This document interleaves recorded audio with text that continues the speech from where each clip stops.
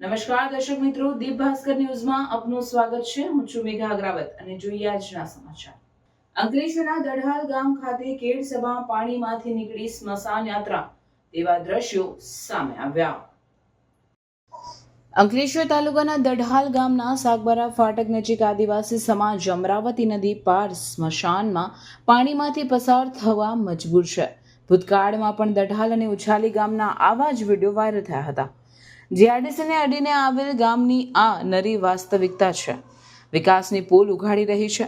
અંકલેશ્વર તાલુકાના દઢાલ ગામના સાગબારા ફાટક પાસે વસવાટ કરતા આદિવાસી સમાજના લોકો અંતિમ સંસ્કાર માટે ભારે મુશ્કેલીનો સામનો કરી રહ્યા છે. આ વિસ્તારમાં કોઈ વ્યક્તિનું મૃત્યુ થાય ત્યારે ચોમાસા દરમિયાન તેમને મૃતદેહને સ્મશાન સુધી લઈ જવા માટે અમરાવતી નદીના ધસમસતા પાણીમાં જીવના જોખમે ઉતરવું પડે છે. છીછરા પાણીમાં અન્ય ઋતુમાં પસાર થતા હોય છે. ગતરોજ આદિવાસી સમાજના એક વ્યક્તિનું અવસાન થતાં તેની અંતિમ વિધિ માટે ડાઘુઓ ગળા સુધીના પાણીમાં ઉતરી નનામી લઈ જવા મજબૂર બન્યા હતા.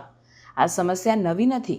ગત વર્ષે પણ એક વ્યક્તિના અંતિમ સંસ્કાર વેળાએ નદી પાર કરતી વખતે 2 લોકો ડૂબી જતા તેમના મોત નીપજ્યા હતા.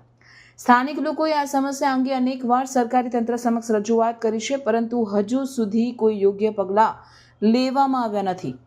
ગ્રામજનો માંગ કરી રહ્યા છે કે સરકાર દ્વારા અમરાવતી નદી પર બ્રિજ બનાવવામાં આવે, જેથી અંતિમ સંસ્કાર જેવી આવશ્યક વિધિ માટે તેમને જીવના જોખમે નદી પાર ન કરવી પડે.